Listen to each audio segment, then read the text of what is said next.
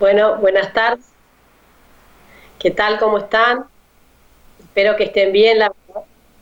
Lamentablemente quería estar, pero no pude. Bueno, vamos a comenzar con el tema que me corresponde, que vendría a ser si nosotros podemos hacer algo desde el punto de vista hematológico con nuestros pacientes con LMC para aumentar la posibilidad de una remisión exitosa sin tratamiento.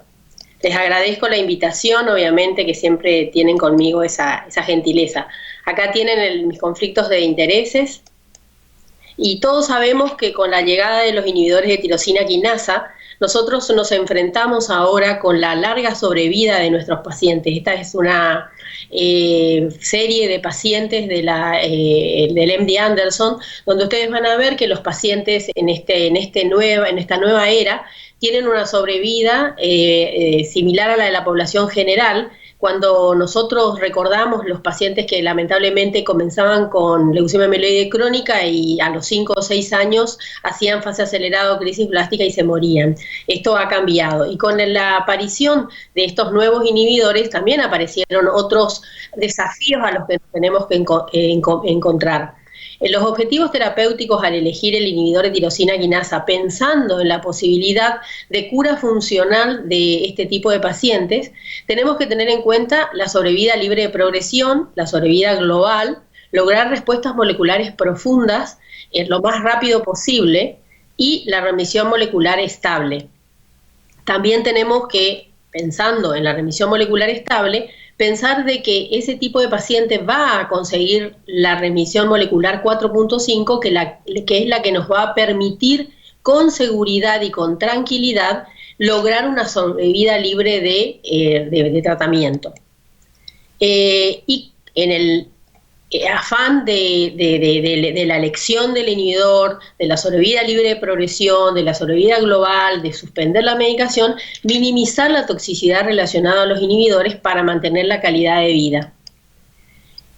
Pensando en esa posibilidad certera de poder suspender la medicación, tenemos recomendaciones. Y si ustedes se fijan, las recomendaciones de la European Leukemia Net, que fueron actualizadas en el 2020, cada vez se están poniendo cada vez más estrictos con lo que consideran la remisión óptima. Y fíjense que, de acuerdo a lo que está en rojo, es la recomendación actualizada del 2020, y ya entre el tercer mes y el sexto, antes esperábamos hasta el sexto mes para conseguir remisión citogenética completa, ahora entre el tercero y el sexto debería ya conseguirse remisión citogenética completa y remisión molecular mayor. No obstante, yo personalmente opino que deberíamos tener un poco más de tolerancia con respecto a esto, teniendo en cuenta que estamos de este lado del mundo, donde por ahí los accesos a los tratamientos no son tan fáciles como en Europa o en Estados Unidos o en algunos otros países. No obstante, en ese tiempo que tenemos de espera entre los 3 y los 6, yo diría de que si no logramos los objetivos según la recomendación de la European Leukemia Net, nosotros deberíamos controlar adherencia, controlar el acceso. Y a veces eso es bastante difícil, aunque estemos muy arriba del paciente. Otro tema importante con respecto a si nosotros vamos a conseguir o no la suspensión del tratamiento es el conocer el perfil de toxicidad de todos los inhibidores de tirosina quinasa, sobre todo para mejorar la calidad de vida de estos pacientes. Y tener en cuenta que todos los inhibidores tienen eventos adversos, los cuales nosotros conocemos y podemos controlar, pero que no obstante, de acuerdo a la diapositiva, fíjense que en la parte de abajo están las toxicidades emergentes, que son las toxicidades que aparecen justamente cuando estos inhibidores fueron usados durante mucho tiempo y están relacionados a la parte cardiovascular. Y si ustedes ven que inclusive el imatinib tienen eventos adversos nuevos. También están estos últimos eventos adversos, como por ejemplo, los relacionados a la parte cardiovascular con respecto al dasatinib, al ponatinib, que ahora también se están usando. Con respecto a la fase crónica y a la elección del inhibidor, tenemos entonces que el imatinib es un inhibidor que nosotros ya lo conocemos, ya estamos habituados a utilizar, pero que tiene y que tiene una posibilidad de lograr remisión molecular 4.5 a 5 años. Entonces con eso nosotros nos quedamos tranquilos y decimos, bueno, démosle a todos imatinib, total, el 40% va a lograr remisión molecular 4.5 y ese 4.5 es el que nosotros tenemos que tener en la cabeza pensando en la suspensión libre de tratamiento. No obstante, hay que tener en cuenta que hay un 20 o un 30% de pacientes que van a ser resistentes o intolerantes y que van a necesitar el cambio a una segunda línea. Y también tenemos los inhibidores que podemos utilizar de segunda generación, utilizar en primera línea, que también sabemos que el 55% de los pacientes que toman un inhibidor de segunda en primera van a tener esa remisión molecular 4.5 también a 5 años y que también tienen una posibilidad de un 20 a un 30% de resistencia e intolerancia a 5 años. Y pensando en que necesitamos cambiar a segunda línea, hay que tener en cuenta que ya utilizar un inhibidor de segunda generación en segunda línea nos trae la idea de que por ahí la respuesta no es la misma y vamos a ir viendo a posteriori. Uno de los objetivos durante el tratamiento es el impacto que sí tiene y que ya se demostró en los protocolos de investigación y antes con el imatinib de lograr respuestas moleculares tempranas. ¿Y a qué se denomina temprana? A conseguir menos de 10% de BCR-ABL en estándar internacional a los 3 meses. Y si ustedes se fijan en la diapositiva de Marín y colaboradores en el 2012, ya con el uso del imatinib en este grupo de pacientes, tener menos de 10 a los 3 meses le daba una sobrevida del 93.3% a 8 años. Ya se demostró en el protocolo PIFOR, que era imatinib versus bosutinib, donde ya esa respuesta era significativa. Fíjense, lograr respuesta molecular temprana de 75 versus 57 a los 3 meses. Lo mismo pasó en el protocolo Dasillo y el NNS-ND, que son los protocolos que utilizaron imatinib versus dasatinib y imatinib versus nilo, donde lograr remisiones moleculares menos de 10 a los 3 meses fue de 67 versus 91 en el de con nilotinib y de 64 versus 84. Pero ustedes pensarán, si esto realmente impacta en lo que yo necesito, que es lograr que mi paciente en algún momento determinado tenga 4.5 y que pueda suspender la medicación. Y sí, porque si uno logra esta respuesta molecular temprana, va disminuyendo la carga tumoral de la leucemia mieloide crónica, el paciente va a conseguir respuestas moleculares mayores más rápido y generalmente va a conseguir esa respuesta 4.5 y sostenerla. No obstante, hay que también decir que aprendimos con estos protocolos que la sobrevida global es similar, se use un inhibidor de segunda generación en primera, a pesar de que se utilizan en primera línea este inhibidor de segunda versus imatinib. No obstante, lo que sí se demostró es que la respuesta molecular 4.5 se obtiene más rápidamente. Así, y lo importante de la suspensión libre de tratamiento es mantener esa respuesta molecular 4.5 durante un tiempo que después vamos a ver en las recomendaciones.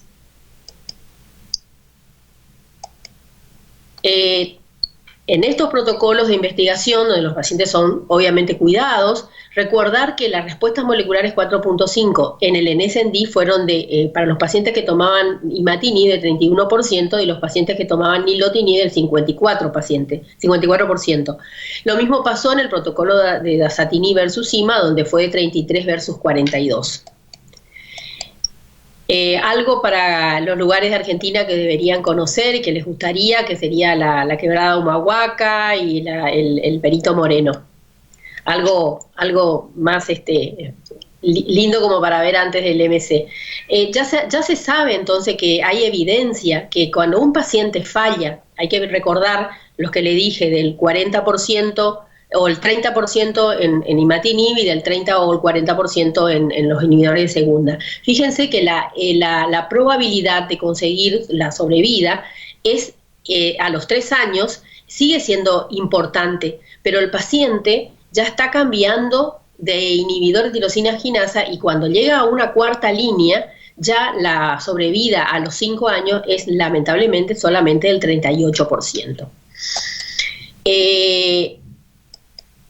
Lo importante para la toma de la medicación es el hecho de la adherencia. Es lo que yo les decía, entre los 3 y los 6 uno tiene que ajustar la adherencia del paciente al tratamiento. Y fíjense que ya en este estudio, donde también es del doctor Marín y colaboradores, ¿se acuerdan que les ponía en la tapa de la pastilla un dispositivo que cuando el paciente abría la tapa marcaba en una computadora? Ese fue su primer estudio y realmente fue un estudio pivot para controlar adherencia. Y se dieron cuenta que los pacientes que no tomaban solamente 2 comprimidos por mes ya tenían una adherencia de menos del 90%, y fíjense que lograr respuestas molecular mayor en los pacientes que no tenían adherencia era de 23% versus un 64%. Y también el estudio de Noen y colaboradores, el ADAGIO, que fue el estudio que se realizó controlando, haciendo encuesta a pacientes, y fíjense que solamente el 14% de los pacientes toma la dosis indicada. Hay un 70% de pacientes que toman menos de la dosis prescripta por alguna razón, y el 15% inclusive toma más comprimidos del que nosotros les indicamos. Yo, acuérdense que tengo una forma de controlar adherencia en el Hospital Ramos Mejía, que es un poquito agresiva, pero me ha dado resultados. Ahora la otra forma de controlar la adherencia sería decirle, bueno, si no conseguís respuesta molecular mayor y no conseguís respuesta molecular 4.5, quizás nunca pueda suspender. Obviamente que con el barbijo y con la escafandra se me complicó un poco el hecho de acercarme a los pacientes, pero bueno, ya vamos a volver a la normalidad. Hay estudios, ustedes saben, recordando esa diapositiva de qué pasa cuando un paciente tiene que cambiar a una segunda o a una tercera línea. En este caso sería una segunda línea. Estos son datos de protocolos de investigación donde ya se ve que un paciente que utiliza imatinib y después tiene que pasar a DASA, fíjense que la respuesta a 2 años la respuesta citogenética completa es del 50%. Ya no son los porcentajes que nosotros pensamos del paciente que va a lograr 4.5, va a sostener esa respuesta y que en algún momento va a poder suspender. Recuerden que hay protocolos que después vamos a charlar, protocolos de investigación que están haciendo con pacientes que han sido refractarios a una línea de tratamiento. Por el momento, los protocolos que son seguros son los que utilizan un inhibidor únicamente y mantienen esa respuesta y pueden conseguir la sobrevida libre de tratamiento. La respuesta molecular mayor, conseguir después de usar imatinib, es tan solo del 37%. Y así sucesivamente se dan cuenta que la respuesta es del 40 al 50 cuando utilizamos un segundo inhibidor. Cada vez se aleja más la posibilidad de suspender la medicación. Y en una tercera línea, fíjense que la respuesta es aún menor. Lograr respuesta citogenética completa luego de tercera generación es ya de 15 a 24% de acuerdo a los estudios. Una vez que el paciente, por ejemplo, este estudio 200, que fue de pacientes que eran resistentes o intolerantes al imatinib, esa respuesta del 50% se mantuvo a lo largo del tiempo, pero pensando en la suspensión, estos no son los pacientes que van a lograr ese objetivo. Con respecto a las nuevas moléculas, y al tratamiento de tercera línea, fíjense la aparición en el esquema del BCR-ABL, donde se ubicarían estas nuevas moléculas, como son la HQP-135-1, que todavía está en fase 1, los otros que todavía no tienen nombre. Fíjense dónde actúa los ITK aprobados para tercera generación, como es el bosutinib, el NILO, el DASA y el ponatinib. Y el asciminib es el nuevo inhibidor de tirosina quinasa que tiene una oposición alostérica. Es un BCR-ABL, es un inhibidor de tirosina quinasa, pero tiene otro target y es específico. Y también hay que tener en cuenta el trasplante halogénico de médula ósea. Uno debería pensar en la posibilidad de utilizar el trasplante halogeneico de médula ósea cuando uno tiene resistencia a 2 líneas de tratamiento, es decir, lograr el objetivo de volver a tener respuesta, y probablemente el trasplante sea uno de los tratamientos para que el paciente no progrese a fase acelerada o crisis blástica. Con respecto al uso del ponatinib en leucemia mieloide crónica en fase crónica, recordar nada más que hay 2 protocolos de investigación: el PACE, que fue el primero, el ensayo pivotal, cuando eran pacientes que habían recibido muchas líneas de tratamiento, y la respuesta molecular, la sobrevida libre la sobrevida global en ese estudio, fíjense que fue del 88% en pacientes que después de 2 años, y de 69% después de 5 años. Hubo problemas con respecto al evento adverso más importante que se manifestó con el ponatinib, que fueron los eventos adversos cardiovasculares de grado 3 o 4 que llevaron a la muerte de los pacientes, por lo que asumieron que el tema del uso del ponatinib estaba relacionado el evento adverso con la dosificación. Por lo tanto, después del 2013, ese protocolo, al lograr el objetivo, se podía disminuir la dosis, y se observó que la seguridad y la eficacia se mantuvo. Por lo tanto, la FDA ordenó al dueño de la droga, que es Takeda, a realizar un estudio de optimización de dosis, que fue el OPTIC. Ese estudio es lo que ahora voy a explicarles, que es la dosificación en fase crónica para pacientes refractarios resistentes que tengan la mutación T315I en distintas dosis. Ese protocolo todavía está ongoing, así que todavía están haciendo análisis interino, que ahora vamos a ver. Con respecto al PACE, la sobrevida global fue a 36 meses del 82%. Hay que recordar que fueron pacientes muy tratados o pacientes con leucemia linfoblástica aguda FI positiva. Y la sobrevida libre de progresión a 36 meses fue del 61%, tanto para pacientes con la T315I como para pacientes que no la tenían. Con respecto al protocolo OPTIC, se randomizaron 283 pacientes en 3 cohortes de acuerdo a la dosis de ponatinib 45 miligramos, una cohorte B de ponatinib 30 miligramos y una cohorte de ponatinib 15 miligramos. Una vez que el paciente, en cualquiera de estas dos cohortes de pacientes, conseguían el objetivo principal, que era lograr remisión molecular remisión molecular 2, que era menos del 1%, los pacientes debían disminuir la dosis a 15 miligramos, excepto en la cohorte C. Y fíjense lo que pasó. Los pacientes en la cohorte de 45 miligramos, el 42% que tenían la mutación, el 42% de los pacientes que tenían mutación T315I tenían remisión menos de 1 con 45 miligramos. Lo mismo pasó con el grupo de 30 miligramos, que bajó, y la diferencia fue significativa.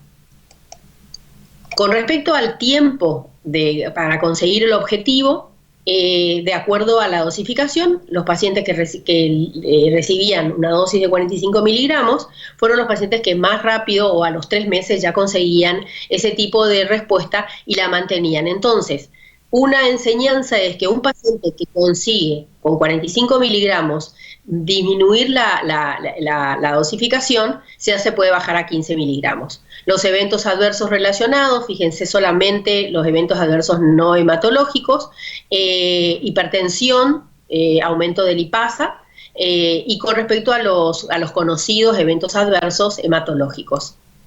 Después el protocolo ASCEMBL, que fue el protocolo de asciminib versus bosutinib, también de 40 miligramos cada 12 horas, una nueva opción terapéutica, logró el 25 versus el 13% para pacientes con remisión molecular mayor. Los eventos adversos, el objetivo era lograr remisión molecular mayor a 24 semanas y se logró en el grupo de asciminib 25.5 versus el 13.2. Las drogas que se vienen, bueno, ahí tienen el Vodobatinib, que es una droga que está en primera línea, en fase 1, y para finalizar, los protocolos de suspensión, ya conocemos el STIM, que fue el protocolo que permitió un 40% a 60 meses de suspensión del imatinib, el Euroesqui, que es el protocolo más grande, a 36 meses del 47%, y con el uso de inhibidor de tirosina quinasa más de 3 años, con una remisión molecular de 4 durante un año. Nosotros en la Argentina hicimos un estudio prospectivo de remisión libre de tratamiento en pacientes con leucemia mieloide crónica, con todos los inhibidores de tirosina quinasa. Durante 2 años algunos de los pacientes ya están finalizando ese protocolo. Fíjense que los criterios que pusimos como de inclusión fueron pacientes que hayan recibido más de 4 años de tratamiento con imatinib, nilodasatinib, aunque sean copias o genéricos, con una evidencia de remisión molecular 4 sostenida durante más de 2 años. Los pacientes que ingresaron fueron 50 pacientes y la mediana de duración, yo creo que es algo muy importante, de 10.6 años de cualquier tipo de inhibidor de tirosina quinasa. A 6 meses, la sobrevida libre de recaída fue del 80%.